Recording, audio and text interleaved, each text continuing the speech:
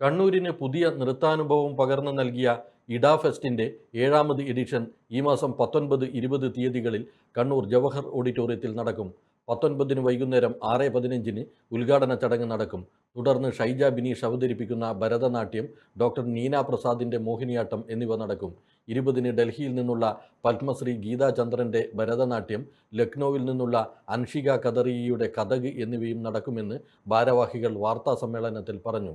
ഇവിടെ ഡിസംബർ 19-ന് 6:15-ന് ഉദ്ഘാടകൻ ആരാണെന്നുള്ളത് ഇതുവരെ നിശ്ചയിച്ചിട്ടില്ല. കാരണം നമ്മുടെ നൃത്തത്തിനാണ് കൂടുതൽ പ്രാധാന്യം കൊടുക്കുന്നത്. അതുകൊണ്ട് ആ ഒരു രീതിയിലുള്ള ഉദ്ഘാടന ചടങ്ങ് മാത്രമേ ഉണ്ടാവാറുള്ളൂ. 6:30-ക്ക് അന്ന് ഞാനാണ് ആദ്യമായിട്ട് പെർഫോം ചെയ്യുന്നത്. കാരണം ഇത്രയും വർഷം ഓർഗനൈസ് ചെയ്തൊന്നല്ലാതെ ഇഡ ഫെസ്റ്റിന് ഇതുവരെ പെർഫോം ചെയ്തിട്ടില്ല. പിന്നെ ഡോക്ടർ നീന പ്രസാദ് എല്ലാവർക്കും അറിയാം. 20-ാം തീയതി 6:30-ക്ക് പത്മശ്രീ ഗീതാ ചന്ദ്രൻ ഡൽഹിയിൽ നിന്ന് അവരുടെ ഭരതനാട്യം, അതിനുശേഷം കഥക്, അൻഷിക കതറിയ ലക്നൌ നിന്നാണ്.